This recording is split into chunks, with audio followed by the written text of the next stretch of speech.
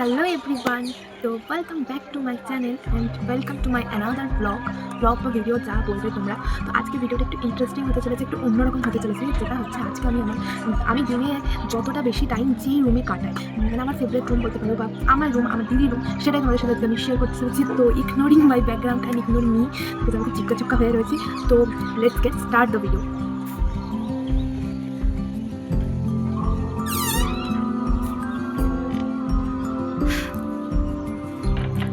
তো এই দিকে চলে আসে এরকম একটা জায়গা যেখানে আমরা একটা ব্যাগ রেখেছি, আর এরকমভাবে আমি করেছি। যাই হোক, এসব আমার বুদ্ধি হয়েছে। এখান থেকে সরে আসে একটা বুক সেলফ, যেখানে আমার দিদির বই কিছু রয়েছে, সবই বলতে গেলে দিদির বই, আর কিছু পুরনো আমাদের দুজনের বই। এর নিচে এরকম একটা স্পেশালি আমাদের কাঁথা কম্বল মাদুর টাদুর সব রাখা আছে, আর নিচে এটা হচ্ছে টিনের ট্রাঙ্ক। দেন এখানে দুটো চেয়ার রয়েছে, এখানে দুটো চেয়ার এভাবে রাখা আছে, এখানে যে পালে বসে। এই সাইডে চলে এলে এখানে একটা বিরাট বড় জানালা রয়েছে, এই পাশেও একটা জানালা, যে দুটো থেকে খুব ভালো রোদ আসে। বিছানার উপরে এখানে একটা ড্রয়িং আছে, এখানে একটা দিদির ড্রয়িং আছে, এখানে আমার কাছরাজি রয়েছে, এখানে একটা দিদির ড্রয়িং রয়েছে।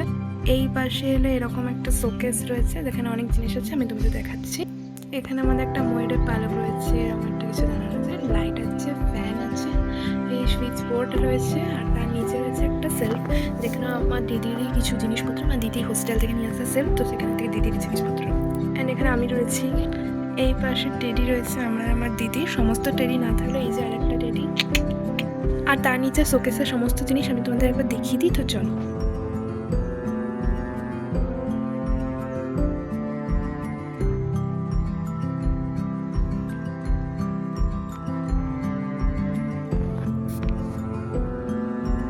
এই হচ্ছে আমাদের বেড, যেটা আমি কতটা দেখাতে পারছি জানি না। যাই হোক, বিশাল বড় বেড, আমার দিদির অনেক কিছু হবে এখানে।